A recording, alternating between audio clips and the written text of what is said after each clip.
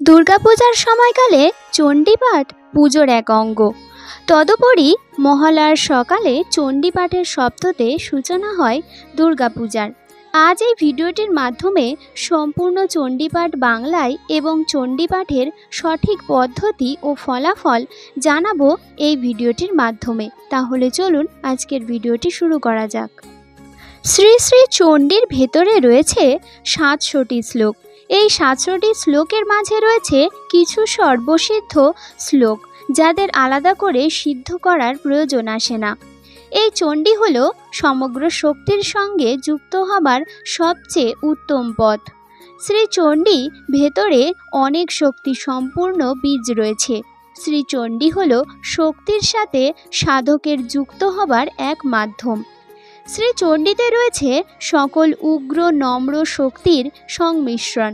শ্রী চণ্ডীর ভেতরে প্রাপ্ত হয় তন্ত্রের 3 মহাশক্তি, শ্রী মহালক্ষ্মী, শ্রী মহাকালী এবং শ্রী মহাসরস্বতী, ও শ্রী চণ্ডীর ভেতরে রয়েছে মা চামুণ্ডা। চণ্ডীর ভেতরে রয়েছে কামাখ্যা সহিত 10 মহাবিদ্যা। কোনো শক্তি বাদ নেই চণ্ডীতে। এই চণ্ডীতে রয়েছে গুপ্ত ভেদ, গুপ্ত রহস্যের সত্য, প্রকৃত বহু সত্য। শ্রী চণ্ডীতে মা অম্বিকা দুর্গা নিজ রূপে বিরাজিত। শ্রী চণ্ডী সমগ্র জগতের শক্তির এক মালা স্বরূপ। শ্রী চণ্ডী ধ্যানে দেবী বগলামুখীকে প্রাপ্ত করা হয়। শ্রী চণ্ডীতে রাজা সুরত ও সমাধি বৈশ্যকে দেবী কৃপা প্রাপ্তির পথ দেখান। শ্রী চণ্ডী কেবল দেবীর মাহাত্ম্য বা দেবীর লীলাকে প্রকাশ করে না, এক বিচিত্র শক্তি প্রাপ্তির পথ দেখায়।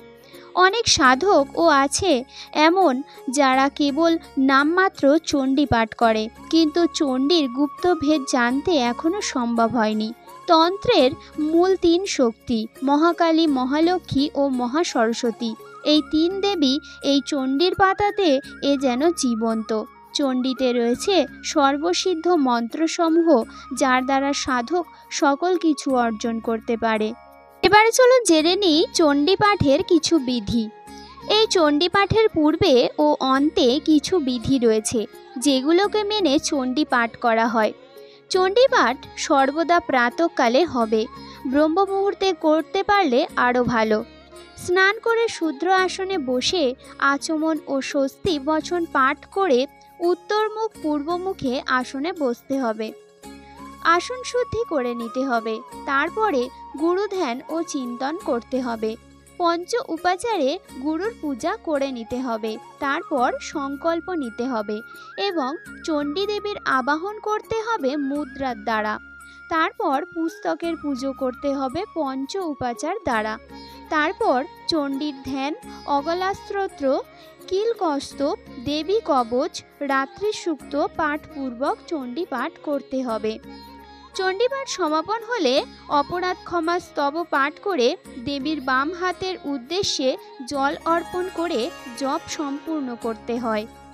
চণ্ডীপাঠের অতি গুরুত্বপূর্ণ অনেক নিয়মও আছে। চণ্ডীপাঠ করাকালীন শুদ্ধ উচ্চারণ করা অতি আবশ্যক। কোনো উচ্চারণ ভুল হলে বিষ্ণু স্মরণ করতে হয়। দক্ষিণ কর্ণ স্পর্শ করেও আবার প্রথম থেকে পাঠ করতে হয়। চণ্ডী পড়ার মধ্যে থেমে যাওয়া, কথা বলা, ঢোক গিলা আদি বারণ। চণ্ডীপাঠ উচ্চস্বরে করতে হয়, যতদূর শব্দ পৌঁছানো সম্ভব। চণ্ডীপাঠের কালে হামি তোলা, অন্যমনস্ক হওয়া চণ্ডীর অপমান বোঝানো হয়। কামভাব ও নিদ্রাভাব ও জন্মানো ও চণ্ডীর অপমান করা। চণ্ডীপাঠ করাকালীন কোলাহল, চিৎকার, বিবাদ থাকা উচিত নয়। যে পড়ছে আর যার যার কানে শব্দ যাচ্ছে, ওরা যেন চণ্ডী পাঠের সম্মান করে।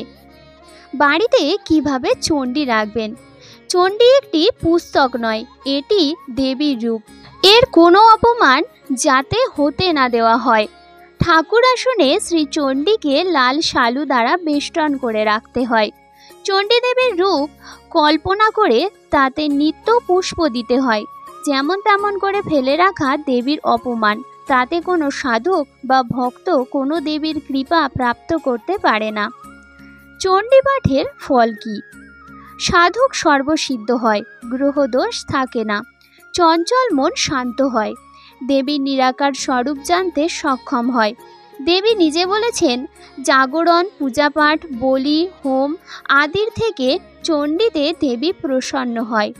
700 শ্লোকের আগে ও পূর্বে ওম লাগিয়ে জপ করলে মন্ত্র সিদ্ধ হয়। আলাদা আলাদা ফল প্রাপ্তির জন্য আলাদা আলাদা মন্ত্র রয়েছে। তাদের জপের ফলে অপমৃত্যু, লক্ষ্মী প্রাপ্তি আদি হয়।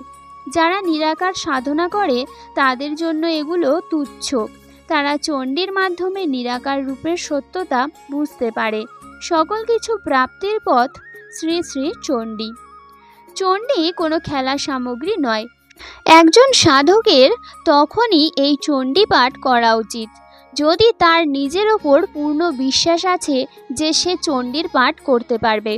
সাধকের যদি নিজের প্রতি বিশ্বাস না থাকে তবে সে চণ্ডী না পড়া ভালো, কারণ এটি সামান্য পুস্তক নয়, এতে রয়েছে অনেক ক্ষমতা, শক্তি, জ্ঞান, মুক্তির পথ। যদিও আজকাল মানুষ চণ্ডী নিজে কিনে পাঠ করে, কিন্তু এখনও এমন অনেক সাধক আছে যারা চণ্ডী দান করেন। অর্থাৎ যদি কোনো ব্যক্তির মধ্যে শক্তি প্রাপ্তির ক্ষমতা দর্শন করে তবে সাধক তাকে চণ্ডী দান করেন এবং বলে, তোমার হাতে আমি শক্তির সঙ্গে যুক্ত হওয়ার পথ দিলাম। এবং মাকে বলে, হে দেবী, যেভাবে তুমি আমাকে সিদ্ধি সহিত তোমার রূপের সাথে যুক্ত করেছ, একেও তুমি তোমার রূপের সাথে যুক্ত করো। একে চণ্ডী প্রাপ্তি করা বলা হয়। যারা চণ্ডীকে সঠিক মর্যাদা দিতে পারে না, ওরা দেবীর সকল রূপের কৃপা থেকে বঞ্চিত হয়। অনেকের প্রশ্ন যে চণ্ডী পাঠে কি গুরু প্রয়োজন? উত্তর, যদি হ্যাঁ বলি তবে তার কারণ চণ্ডী পাঠের নিয়ম এবং চণ্ডীর থেকে শক্তি প্রাপ্তির পথ এবং চণ্ডীর গুপ্ত ভেদসমূহ শুরু এ দেখাতে পারে। না হলে চণ্ডী সম্পূর্ণ পড়ে নিলেও কেবল এক গল্প ছাড়া আর কিছুই জানা যাবে না। উত্তর, নাও হতে পারে যে চণ্ডী পাঠে গুরু দরকার নেই। যদি তোমার নিজের উপর পূর্ণ বিশ্বাস যে চণ্ডীর ভেদ সত্য সহিত নানা রহস্য নিজে বের করতে পারবে, তবে তোমার গুরুর প্রয়োজন নেই। দুর্গাপূজা সহ একাধিক অনুষ্ঠানে চণ্ডী পাঠ অবশ্য করণীয়, কিন্তু 700 শ্লোক বিশিষ্ট এই বিশাল গ্রন্থটি একেবারে পাঠ করা অনেকের পক্ষেই সম্ভব নয়। প্রাচীন শাস্ত্রগুলিতে একদিনে একবার বসে পূর্ণাঙ্গ পাঠেরই বিধান দেওয়া হয়েছে, তবে এই বিধান সকাম পূজকের জন্য, মানে যিনি বিশেষ কোনো ফল কামনায় চণ্ডী পাঠ করেছেন। যিনি নিষ্কাম দেবী ভক্ত তার জন্য নিয়মের বাঁধন আলগা, একথা তন্ত্রে স্বীকার করে নেওয়া হয়েছে। ভারতের নানা প্রান্তে নিষ্কাম দেবী ভক্তেরা দেবী প্রীতির জন্য কিভাবে চণ্ডী পারায়ণাদি করে থাকেন তার নিয়মগুলি চলুন জেনে নিই। দেবী ভক্তেরা নিজ নিজ সুবিধা মতো একটি পদ্ধতি বেছে নিয়েছেন। প্রথমে পঞ্চপ্রচার বা দশপ্রচারে শ্রী শ্রী চণ্ডী দেবীর পূজা করবেন। চণ্ডী পূজাবিধি বাজারে প্রচলিত চণ্ডী পুস্তকগুলিতেই দেওয়া থাকে। অত নিয়ম না মানতে পারলে একটি ঘট স্থাপন করে ঘরে যেমন করে ফুল, বেলপাতা, জল বাতাসা দিয়ে পূজা করেন তেমনি করবেন। বাকিটা চণ্ডী পাঠের মাধ্যমেই হয়ে যাবে। চণ্ডী পাঠ ত্রিঅঙ্গ বা ষড় অঙ্গ হতে পারে। একদিনে একেবারে বসে ষড়ঙ্গ চণ্ডী পাঠই বিধেয়, কিন্তু এক দিনে ভেঙে ভেঙে চণ্ডী পাঠ করলে ত্রিঅঙ্গ পাঠ করলেই চলবে। ত্রিঅঙ্গ পাঠের সময় মূল পাঠের আগে প্রথমে বৈদিক দেবী সূক্তম, অর্গলাস্ত্রোতম, কিলকস্তব ও দেবী কবচ পাঠ করবেন। আপনার ঘরে মায়ের সিংহবাহিনী কোনো রূপের ছবি বা মূর্তি থাকলে দেবী বাহন মহাসিংহেরও ধ্যান করবেন। এরপর নবান্ন মন্ত্র জপ করে তারপর মূল পাঠ করবেন। এইসব মন্ত্র ও স্তোত্র যে কোনো চণ্ডী গ্রন্থেই আপনি পেয়ে যাবেন। মূল পাঠ 3 প্রকারে করা যায়, 3 দিনে, 7 দিনে বা 9 দিনে। 3 দিনে চণ্ডী পাঠ করতে হলে মূল পাঠ এইভাবে ভেঙে নেবেন।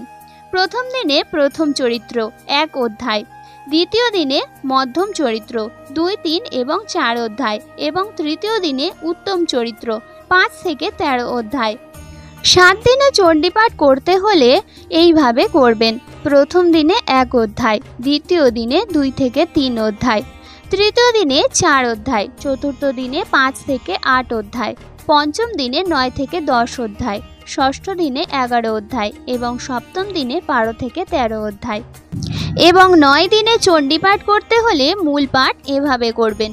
প্রথম দিনে 1 অধ্যায়, দ্বিতীয় দিনে 2, 3, 4 অধ্যায়, তৃতীয় দিনে 5 থেকে 6 অধ্যায়, চতুর্থ দিনে 7 অধ্যায়, পঞ্চমীর দিনে 8 অধ্যায়, ষষ্ঠ দিনে 9 থেকে 10 অধ্যায়, সপ্তমীর দিনে 11 অধ্যায়, মহা অষ্টমীর দিনে 12 অধ্যায়, মহানবমীর দিনে 13 অধ্যায় এবং বিজয়া দশমী অপরাধ ক্ষমা শ্রোতম। মহানবমীর দিন 13 অধ্যায় পাঠের পরও অপরাধ ক্ষমা শ্রোতম পড়তে পারেন। তারপর ইচ্ছা করলে রহস্যত্রয়ও পড়বেন। ভাগে ভাগে চণ্ডীপাঠ করলে প্রতিদিন পাঠের পর কুঞ্জিকা স্তোত্র অবশ্যই পাঠ করবেন। এসব নিয়ম নিষ্কাম দেবী ভক্তদের জন্য, যাদের দেবী প্রীতি ও ভক্তি ছাড়া আর কিছু কামনা নেই তাদের জন্য। যারা বিশেষ ফল কামনায় চণ্ডীপাঠ করেন তারা বিধিমতে পূজা করে সরঙ্গ চণ্ডীপাঠই করবেন, কোনোভাবেই অঙ্গহীন পূজা পাঠ করবেন না। চলুন আর একটি বিষয় জানা যাক যে নারী কণ্ঠে চণ্ডীপাঠ কি নিষিদ্ধ, শাস্ত্র কি বলছেন। সনাতন ধর্ম অনুসারে এই দিনে আত্মারা পরিবারের কাছাকাছি আসার জন্য মর্তে নেমে আসেন। পরিবারের সদস্যরা এই সময় তর্পণ বা শ্রাদ্ধ করলে তুষ্ট হয়ে পূর্বপুরুষরা আশীর্বাদ প্রদান করে থাকেন। পূর্বপুরুষের আত্মা সমাবেশ ঘটলে তাকে মহালয় বলা হয়ে থাকে। মহালয় থেকেই মহালয়া, আর মহালয়া মানেই ভোর সকালে বীরেন্দ্রকৃষ্ণ ভদ্রের কণ্ঠে চণ্ডীপাঠ শোনা। নস্টালজিয়ার পাশাপাশি প্রতিবারই এক অন্য অনুভূতি হয়। বিয়ের মন্ত্রপাঠে মহিলাদের কণ্ঠ শোনা গেলেও চণ্ডীপাঠের সময় কেন নারী কণ্ঠ শোনা যায় না? এই দিনে পিতৃপক্ষের শেষ ও দেবীপক্ষের শুরু হয়। এই মহালয়া তিথিতে পূর্বপুরুষের স্মরণে আত্মার শান্তি কামনা করে তর্পণ বা শ্রাদ্ধ অনুষ্ঠান করা হয়। সনাতন ধর্ম অনুসারে এই দিন আত্মারা পরিবারের কাছাকাছি আসার জন্য মর্তে নেমে আসেন। পরিবারের সদস্যরা এই সময় তর্পণ বা শ্রাদ্ধ করলে তুষ্ট হয়ে পূর্বপুরুষরা আশীর্বাদ প্রদান করে থাকেন। পূর্বপুরুষদের আত্মা সমাবেশ ঘটলে তাকে মহালয় বলা হয়ে থাকে। মহালয় থেকেই মহালয়া, পিতৃপক্ষের অন্তিম দিন। বাজলো তোমার আলোর বেনু, মাতলো যে ভুবন, আজ প্রভাতে সে সুর শুনে খুলে দিনু মন। এই গান শুনতে শুনতেই মহালয়ার সূর্য উদয় হয়। শাক্ত ধর্মে শ্রী শ্রী চণ্ডীর পাঠ দুর্গাপূজার অন্যতম ও অপরিহার্য অঙ্গ বলে মনে করা হয়। শ্রী শ্রী চণ্ডীকে দেবী মাহাত্ম্য বলা হয়ে থাকে। এটি আসলে মার্কেন্ডীয় পুরাণে এই অংশে উল্লেখ আছে। এতে রয়েছে 13টি অধ্যায়ের মোট 27টি শ্লোক। এখানে রয়েছে দুর্গাকে নিয়ে 3টি পৌরাণিক কাহিনী ও দুর্গাপূজা নিয়ে অন্য কাহিনী। প্রতিটি কাহিনীর মূল চরিত্র হলো দেবী দুর্গা, তবে সব কাহিনীর মধ্যে মহিষাসুর বধের কাহিনী সবচেয়ে বেশি জনপ্রিয়। 1976 সালের 23শে সেপ্টেম্বর মহালয়ার ভোরে প্রথম মহিষাসুর মর্দিনী নামে এক অনুষ্ঠান সম্প্রচারিত হয়। সেখানে প্রথম মহানায়ক উত্তম কুমার ভাষ্য পাঠক ছিলেন, কিন্তু তার কণ্ঠে সেই ম্যাজিক অনুভূতি লাভ করেননি সাধারণ শ্রোতা। শেষমেশ বীরেন্দ্রকৃষ্ণের এভারগ্রিন ম্যাজিকে ডুব দেন বাঙালি। তার কণ্ঠকেই আপন করে নেন আপমার বাঙালি। তাই সেই থেকেই তার কণ্ঠে চণ্ডীপাঠ শোনাকে অমৃত শ্রবণ বলে মনে করা হয়। কিন্তু মহিলারা যে এই চণ্ডীপাঠ করতে পারবেন না বা মহিলাদের জন্য নিষিদ্ধ তা কোথাও উল্লেখ নেই। তাই চাইলেই মহিলারাও চণ্ডীপাঠ করতে পারেন। এবার চলুন চণ্ডীপাঠ শুনে নেই সম্পূর্ণ বাংলায়। জয়োত্তং দেবী চামুণ্ডে জয় ভূতাপসারিণী, জয় সর্বগতে দেবী কালরাত্রি নমস্তুতে। হে দেবী চামুণ্ডে তোমার জয় হোক। হে দেবী তুমি ভূতাপসারিণী অর্থাৎ সর্বভূত জননী। তুমি সর্বভূতে অবস্থিত বলিয়া সর্বগতা। তুমি প্রলয়কালে ভূত সংহারিণী, অতএব হে কালরাত্রি তোমায় নমস্কার করি। জয়ন্তী মঙ্গলাকালী ভদ্রকালী কপালিনী, দুর্গা শিবা ক্ষমাধাত্রী সাহা সধা নমস্তুতে। অর্থাৎ হে দেবী তুমি সর্বোৎকৃষ্টা বলিয়া জয়ন্তী, ভক্তগণের জন্ম মরণ দ্বিরূপ। মঙ্গ গ্রহণ করো বলিয়া তুমি মঙ্গলা অর্থাৎ মোক্ষদায়িনী। সংহারকালে সর্বসংহারিণী বলিয়া তুমি কালী। ভক্তগণের ভদ্র, মঙ্গলদায়িনী বলিয়া তুমি ভদ্রকালী। প্রত্যেক জগৎ প্রপঞ্চ অর্থাৎ ব্রহ্মাদির কপাল হস্তে ধারণ করিয়া নৃত্য করো বলিয়া তুমি কপালিনী। ভক্তগণ বহু কষ্টে তোমায় লাভ করেন বলিয়া দুঃখ প্রাপ্য। অতএব তুমি দুর্গা। হে দেবী, সর্বজীবের অপরাধ ক্ষমা করো বলিয়াই তুমি ক্ষমা। তুমি শিবা চিত্রস্বরূপা। সর্বজীবকে ধারণ করো বলিয়া তুমি ধাত্রী। তুমি সাহা দেবপোষিনী। তুমি সদা পিতৃপোষিনী। হে দেবী, তোমায় নমস্কার করিতেছি। মধু কৈটভ বিধ্বংসী বিধাত্রী বরদে নম। রূপং দেহি জয়ং দেহি যশ দেহি দিশোজহি। হে মধুকৈটভ নাশিনী, মধুকৈটভ নাশের জন্য ব্রহ্মা তোমায় স্তব করিলে তুমি তাকে বর প্রদান করিয়া তাহার যেরূপ অভীষ্ট পূরণ করিয়াছিলে, হে বিধাত্রী বরদে সেইরূপ আমার নমস্কারে প্রসন্ন হইও। আমার রূপ পরমতা বস্তু, জয় বেদজ্ঞান বা তত্ত্বজ্ঞান ও তত্ত্বজ্ঞান জন্য যশ প্রদান করো এবং কাম ক্রোধাদি শত্রু নাশ করো। মহিষাসুর নির্নাশ বিধাত্রী বরদে নম। রূপং দেহি জয়ং দেহি যশ দেহি দিশোজহি। হে মহিষাসুর নাশিনী, হে বিধাত্রী, হে বরদে, আমার নমস্কারে প্রসন্ন হইয়া আমায় রূপ জয় ও যশ প্রদান করো এবং শত্রু নাশ করো। ধূম্র নেত্র বধে দেবী ধর্ম কামার্থ দায়িনী। রূপং দেহি জয়ং দেহি যশ দেহি দিশোজহি। হে ধূম্রলোচন নাশিনী, হে ধর্ম কামার্থ দায়িনী, আমায় রূপ জয় ও যশ প্রদান করো এবং শত্রু নাশ করো। রক্ত বীজ বধে দেবী চণ্ডমুণ্ড বিনাশিনী। রূপং দেহি জয়ং দেহি যশ দেহি দিশোজহি। হে চণ্ডমুণ্ড বিনাশিনী, হে রক্তবীজ ঘাতিনী, আমায় রূপ জয় ও যশ প্রদান করো এবং শত্রু নাশ করো। নিশুম্ভ শুম্ভ নির্নাশী ত্রৈলোক্য শুভদে নম। রূপং দেহি জয়ং দেহি যশ দেহি দিশোজহি। হে নিশুম্ভ শুভ নাশিনী, হে ত্রৈলাক্যর মঙ্গলদায়িনী, আমায় রূপ জয় ও যশ প্রদান করো এবং শত্রু নাশ করো। বন্দিতাঙ্ঘি যুগে দেবী সর্বসৌভাগ্য দায়িনী। রূপং দেহি জয়ং দেহি যশ দেহি দিশোজহি। হে দেবী, ব্রহ্মাদি দেবগণ তোমার চরণযুগল সতত বন্দন করিয়া থাকেন। তুমি সকলের সৌভাগ্য দায়িনী। অতএব আমায় রূপ যশ ও জয় প্রদান করো এবং শত্রু নাশ করো। অচিন্ত রূপ চরিতে সর্বশত্রু বিনাশিনী। রূপং দেহি জয় দেহি যশ দেহি দিশোজহি। হে দেবী, তোমার রূপ ও চরিত্র অচিন্ত। হে সর্বশত্রু বিনাশিনী, আমায় রূপ জয় ও যশ প্রদান করো এবং শত্রু নাশ করো।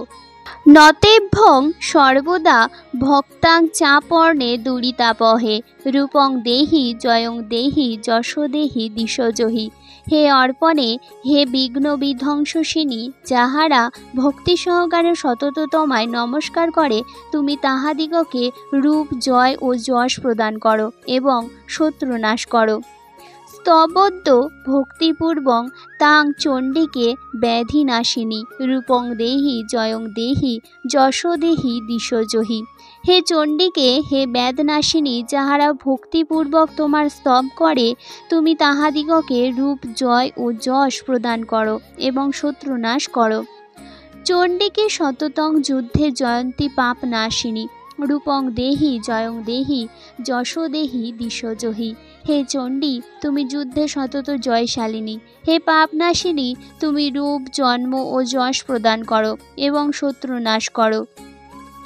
বিধেহি দেবী কল্যাণাং বিধেহি বিপুলাং শ্রিয়ম। রূপং দেহি জয়ং দেহি যশ দেহি দিশোজহি। হে দেবী, প্রণত জনগণের কল্যাণ সম্পাদন করো, বিপুল ঐশ্বর্য প্রদান করো, রূপ যশ ও জয় প্রদান করো এবং শত্রু নাশ করো। বিদেহি দিশতাং নাশং বিদেহি বলমুচ্চকৈ। রূপং দেহি জয়ং দেহি যশ দেহি দিশোজহি। হে দেবী, আমার কাম ক্রোধাদি শত্রু বিনাশ করো, আমায় বিপুল বলশালী করো, আমায় রূপ জয় ও যশ প্রদান করো এবং শত্রু নাশ করো। সুরাসুর শিরারত্ন নির্মষ্ট চরণাম্বুজে রূপং দেহি জয়ং দেহি যশো দেহি দিশোজহি। হে দেবী, সুরাসুরের শিররত্নে তোমার চরণাবিন্দ ভূষিত হইয়াছে। আমায় রূপ, জয় ও যশ প্রদান করো এবং শত্রু নাশ করো। বিদ্যাবন্তং যশস্তন্তং লক্ষ্মীবন্তং চ মাং কুরু। রূপং দেহি জয়ং দেহি যশো দেহি দিশোজহি। হে দেবী, আমায় বিদ্যমান, যশস্বী ও শ্রীমান করো, রূপ ও যশ প্রদান করো এবং শত্রু নাশ করো।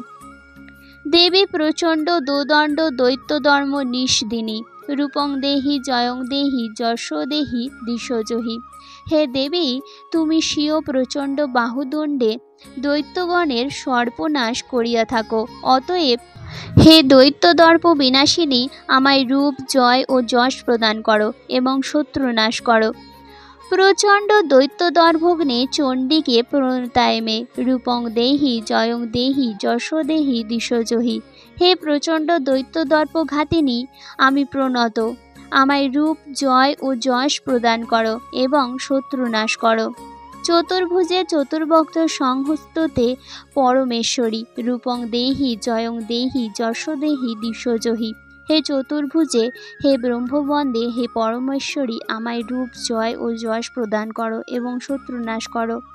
কৃষ্ণেন সংহস্তুতে দেবী শস্যোদ্যোক্তা সদাম্বিকে। রূপং দেহি জয়ং দেহি যশো দেহি দিশোজহি। হে অশ্বিকে, শ্রীকৃষ্ণ ভক্তি সহকারে সর্বদা তোমার স্তব করিয়া থাকেন। হে কৃষ্ণবন্দে, আমায় রূপ, জয় ও যশ প্রদান করো এবং শত্রু নাশ করো। হিমাচল সুতানাথ সংহস্ততে পরমেশ্বরী। রূপং দেহি জয়ং দেহি যশো দেহি দিশোজহি। হে পরমেশ্বরী, স্বয়ং উমাকান্ত তোমার স্ত করিয়া থাকেন। অতএব হে শিববন্দে, আমায় রূপ, জয় ও যশ প্রদান করো এবং শত্রু নাশ করো। ইন্দ্রনীপতি সদ্ভাব পূজিতে পরমেশ্বরী। রূপং দেহি জয়ং দেহি যশো দেহি দিশোজহি। হে পরমেশ্বরী, সচিপতি ইন্দ্র ভক্তি সহকারে তোমার স্তুতি করে থাকেন। অতএব হে ইন্দ্রারাধ্যে, আমায় রূপ, জয় ও যশ প্রদান করো এবং শত্রু নাশ করো।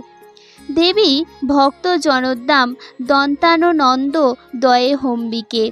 রূপং দেহি জয়ং দেহি যশো দেহি দিশোজহি।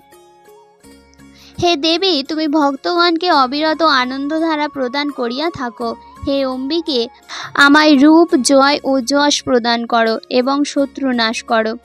ভার্যাগ মনোরমং দেহি মনোবৃত্তান্নু সারিণম। রূপং দেহি জয়ং দেহি যশো দেহি দিশোজহি। হে দেবী, আমার স্বীয় চিত্তানুবর্তিনী মনোরমা ভার্যা প্রদান করো এবং রূপ, জয় ও যশ প্রদান করো, শত্রু নাশ করো। তারিণী দুর্গ সংসার সাগর্য চলোদ্ভবে। রূপং দেহি জয়ং দেহি যশো দেহি দিশোজহি। হে দুর্গম সংসার সাগর পারকারিণী, হে গিরিস্ততে আমায় রূপ, জয় ও যশ প্রদান করো এবং শত্রু নাশ করো। ইদং শ্রোত্তং পঠিত্বা তু মহাশ্রোত্তং পঠেন্নর। সপ্তশতীং সমারাধ্য বরমাপত্নী দুর্বলম। ওম। মনুষ্য এই স্তব পাঠ করিয়া সপ্তশতীত্তর পাঠপূর্বক দেবীর পূজা করলে দুর্লভ বর প্রাপ্ত হয়।